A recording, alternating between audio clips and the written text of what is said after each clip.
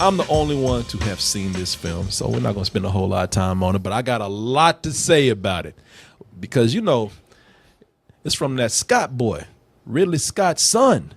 So Tony dies, and now his son comes in. And now somebody had to come in and take the throne, man. And you would think that, wait a minute, the son of the great Ridley Scott, his first feature-length movie right here, oh, man, this boy been raised around movies. You know he can't go wrong. And he also chose sci-fi with a little sprinkle of horror in there, Martin. That's what his daddy raised that boy. Oh, you better not fuck this up, Scott Jr. And with this right here, it is an interesting premise. You know, Morgan, one of them test tube babies, growing up having artificial intelligence, artificial life. And the thing is that being that these scientists that have raised her in this lab out in the middle of nowhere, while right now she's more than an experiment, Martin. She's, in the words of the great Diesel, she family now, Martin. So, what? The great Diesel. The great Diesel, man. Take the VIN off. The great Diesel, Martin.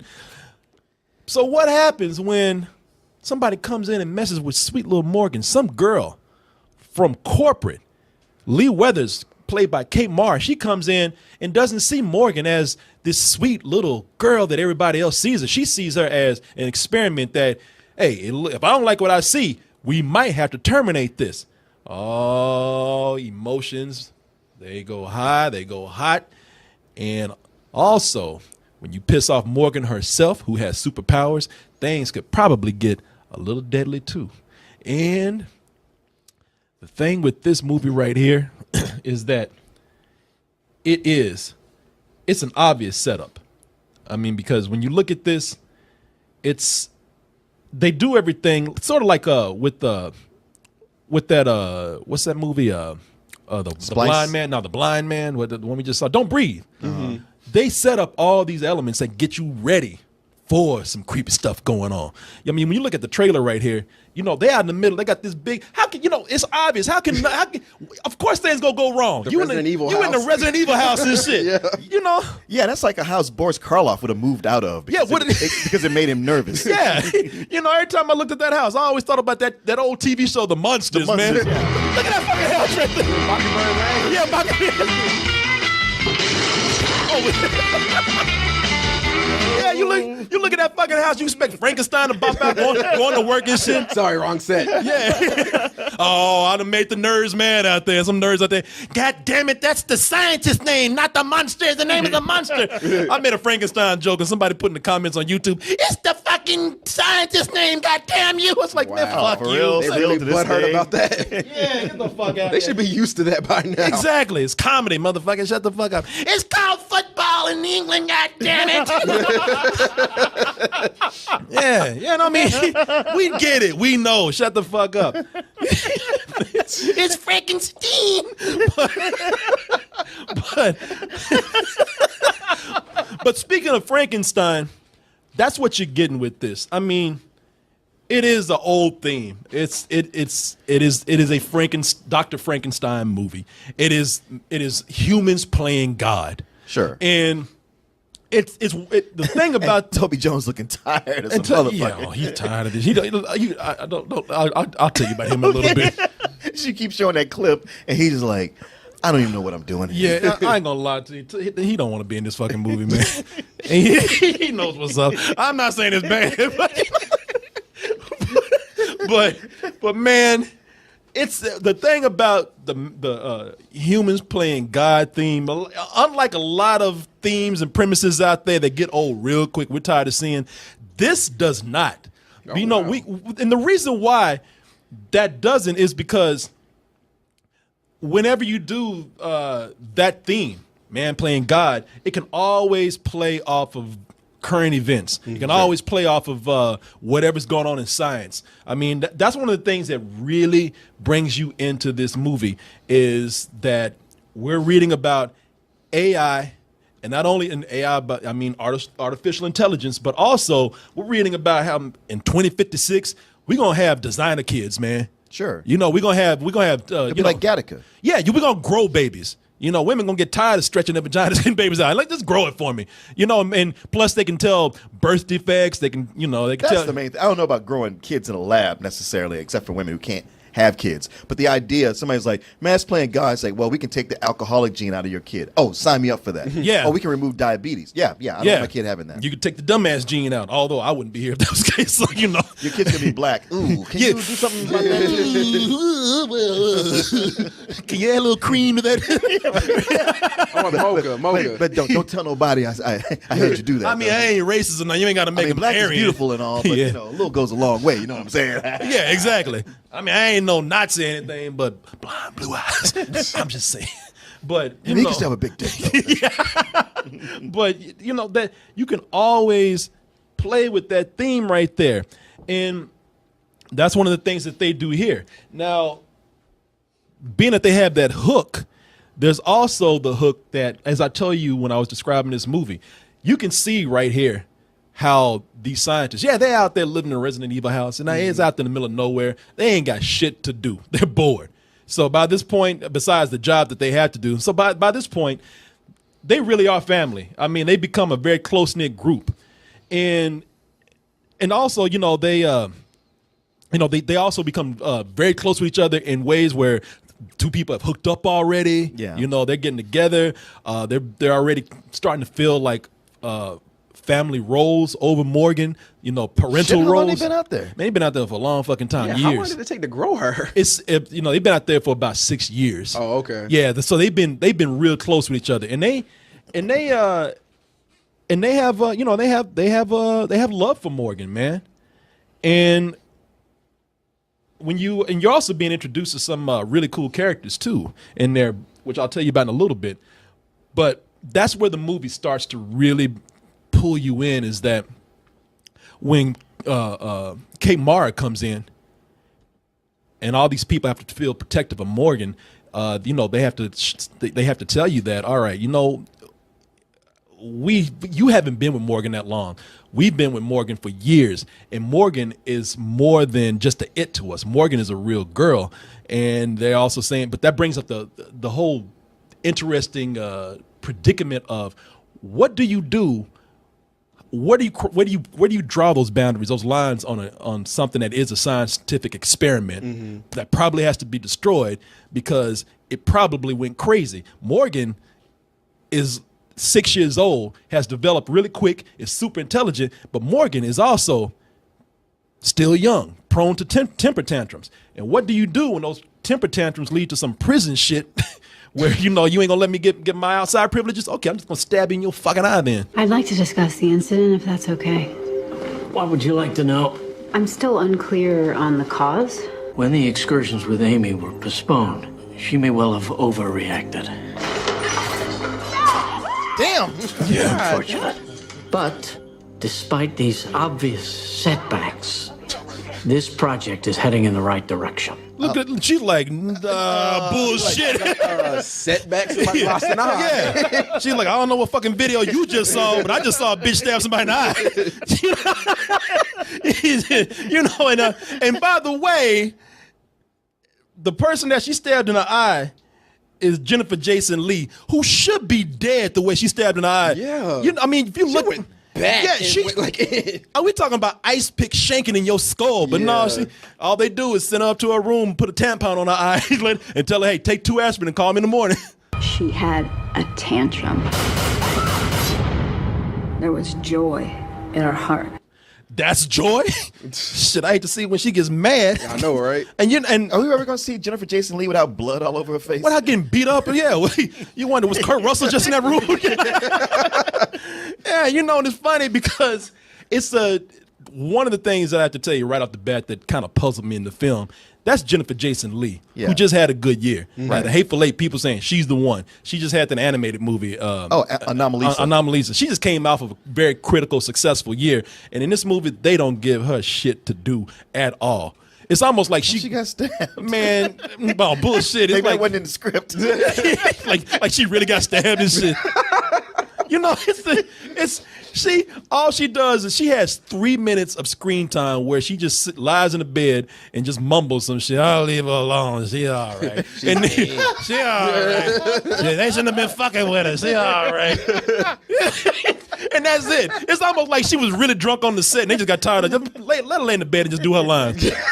Put this Let her sober up. I'm talk to her. Put this fucking dish rag over her. Let me ask you, because like a lot of movies, when they have a science experiment gone wrong, you get to spend a lot of time with them before they get like crazy, like Lazarus effect and Species and Splice and things like that. Does it just start when she's already had that moment and it goes from there? You know what? That's the thing about it. It starts when Kate Mara walks in. Okay. Something's already happened. She gets in there, and it's cool when you walk in the middle of the story because it could be a mystery setup. Right. Now, also, I'm glad you asked that because the good thing about that is that when she walks in, while Jennifer Jason Leigh her role kind of sucks a little bit, they introduce all these other characters, and some of these other characters in the movie. Rose Leslie from Game of Thrones. She plays a psychiatrist and she tells Kate Mara already. She's like, yeah, I'm the person with boundary issues. You have the handsome cook. You have again, Toby Jones is the guy with fatherly feelings for Morgan. You're like, okay, when Kate Mara comes in and she's the cold corporate person, this is really going to be interesting to see how this dynamic mixes in with all these other people. How she's going to shake this up and maybe put doubt in some people's eyes and ears, and maybe some others will be defensive. It's going to be interesting to see how this plays out. Now, with that happening right there, another thing that really works in the movie is your girl, man, that Vivitch. Oh, the Vivitch. The Vivitch. Yeah. What's her name? Anya-Taylor-Joy. Mm-hmm.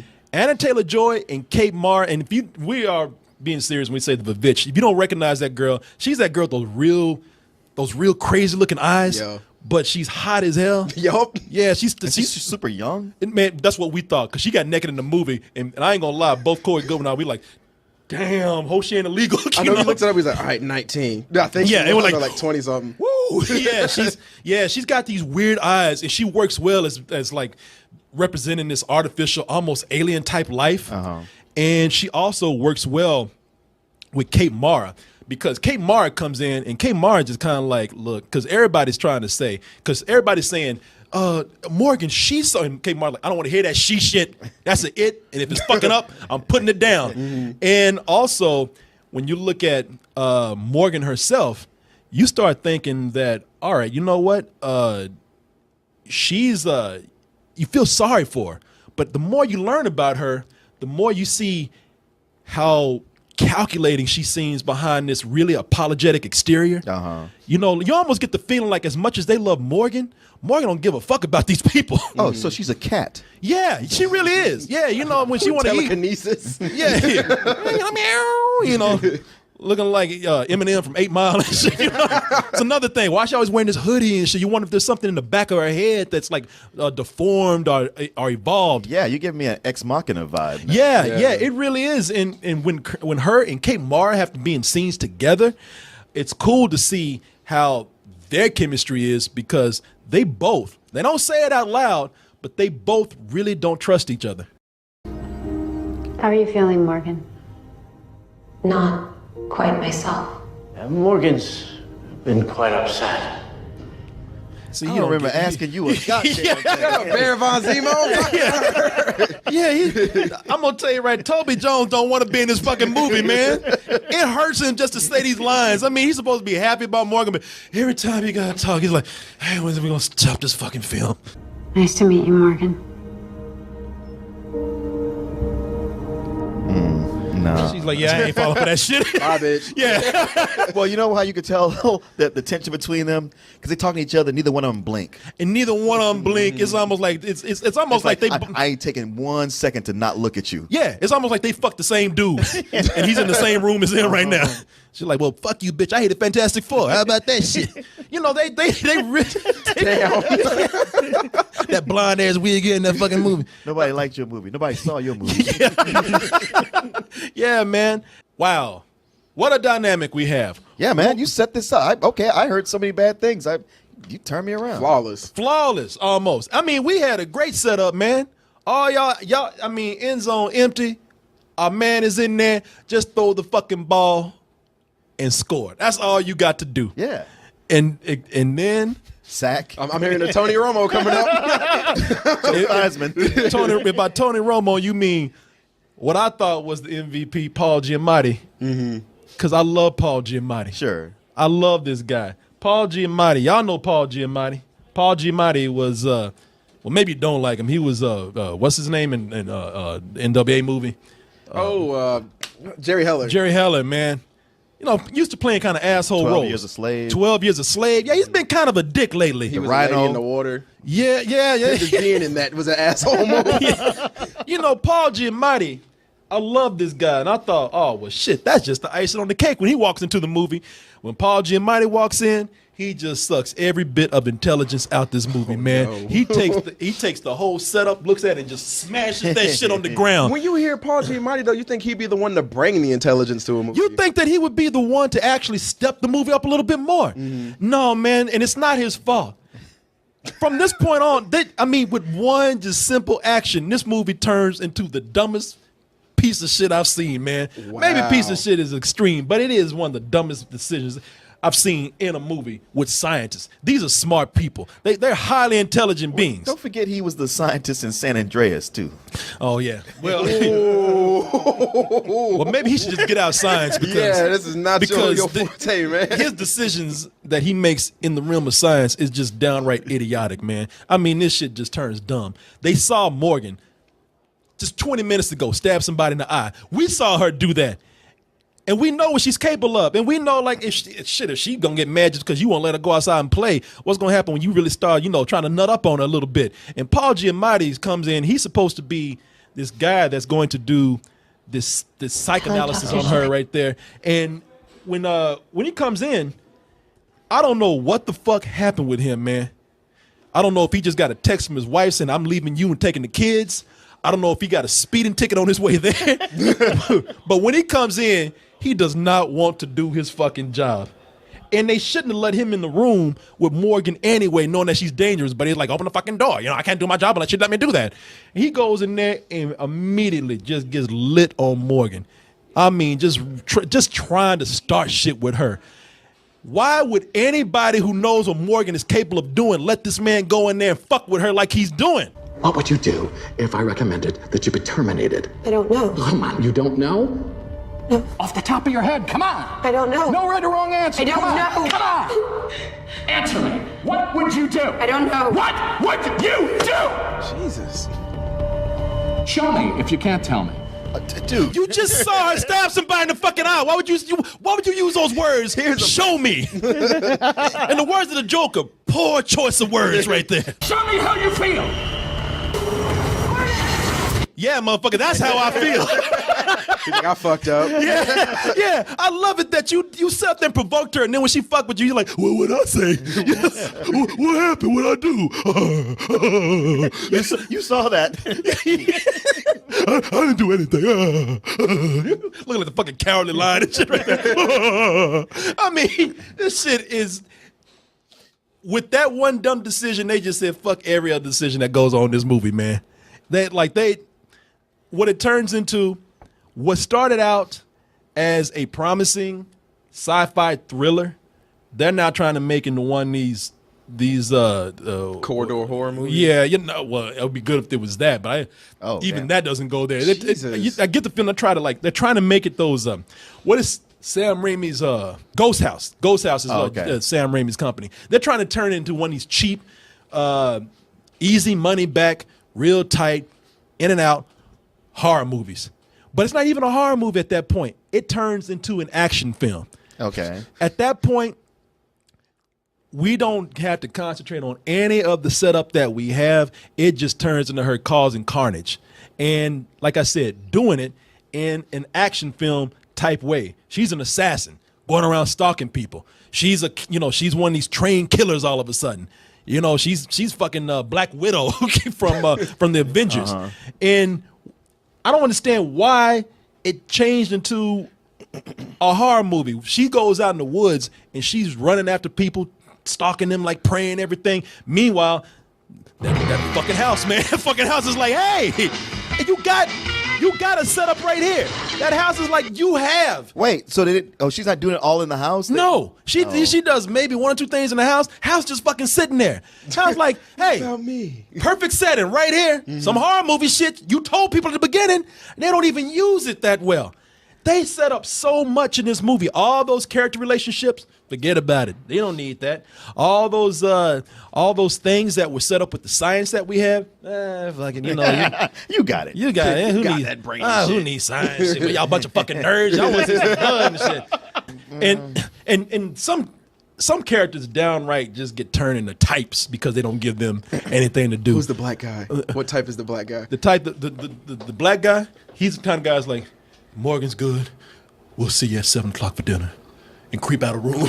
Oh, for real? That's the kind of brother he is, just to give like a sad look every time he walks out. Yeah, I hope your travel was okay. We'll see you at breakfast at 7 a.m. You know, all that kind of, he always leaves a room like this. Foreboding. Yeah, always leave a room with a sad expression on his face, like, "What, brother? What's wrong with you?" Mm-hmm. You know, maybe he's sad because he ain't fucking nobody there. He's just the brother that's supposed to just tell people where to go. He's just been up there for 6 years. Yeah, he been trying to fuck some, man. Ain't nobody giving it up. Maybe he's waiting for Morgan to come of age. Yeah. Michelle Yeoh in the movie, who you see no clips.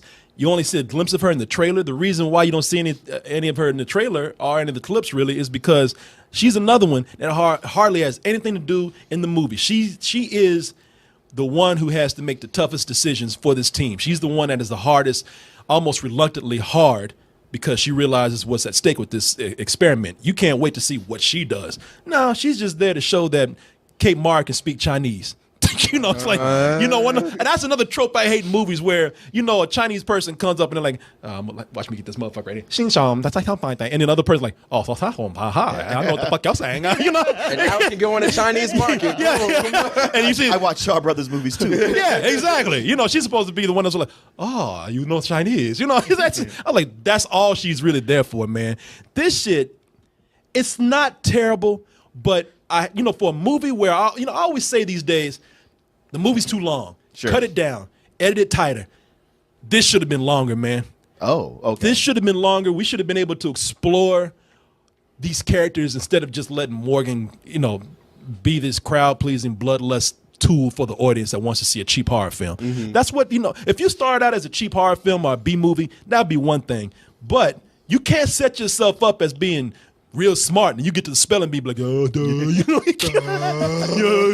You can't be expected to write formulas on the wall and do tic-tac-toe up there and shit. Well, you can be real smart but have stage fright. No, you can fuck up too. This is different. This is a movie. This has pre-planned production. This has a pre-written script. You started out with something that was promising. You went the cheap route when you got out of it, and because of that, you did nothing with your premise or the characters that you promisingly set up. Even some of the characters, the only thing about it that's really cool that they moved through this so fast is that they have some characters that you think are going to be heroes or you think are going to be, the person that saves the day, and the movie's like, nah, fuck you too. And the people who play that role even looking like, I'm in the movie just to drive you down the street. Literally, somebody looks like they're going to be like some big shit dude in the movie. And his thing was just drive somebody to another location where Morgan is. This could have been this. What would you do? Yeah, what would you do? I'll tell you what. I'd give this shit a rental is what I would do. Okay. Not bad.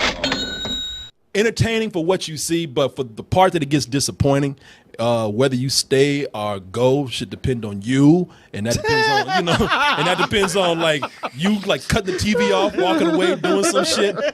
You shouldn't be trapped in the theater because you spent your money. When the shit just veers off, you'd be like, "Well, I already paid for it." No, watch the movie long enough for it to get bad. That's your fault. Yeah. Apparently, it's not that long. So how could you avoid it? And they also had this whole thing that they're doing, like, hey, watch how artificially intelligent robots, look how they react when they watch the movie. Ooh, that music is scary. Morgan is a child. She had a tantrum. She's learning, and she has the right to make mistakes. What did she do? So you just created that asshole who won't shut up in the movie. Yeah, basically.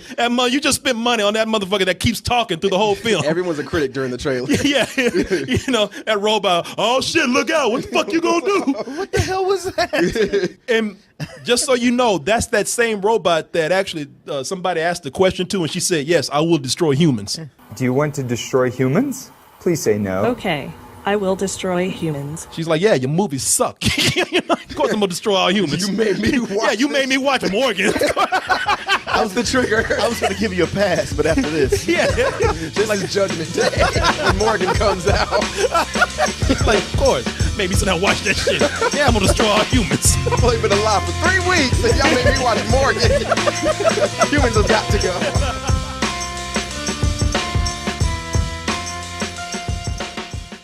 Let me tell you about a couple of things here that you might benefit from. You like the video games out there. I know I do. Corey, you like the video games? Love them. Love them. Video games are great, but sometimes, you got to get in your car and then you got to go and buy the game. You're spending some gas and then you don't even like the game. And by that time, who feels like playing? I know. And then when you don't even like the game, some people just keep games they don't like because, hell, I got them here because I don't feel like spending any more gas taking the game back. Oh, that's a hassle. Change it by checking out GameFly. GameFly brings to your house, to you, over 8,000 new releases and classics that are available to rent, or you can buy them for almost every system out there, current and some old systems. Like I said, man, I've been trying to put my GameCube back to work for years. GameFly's giving me an excuse to do that. And they also have movies now, too.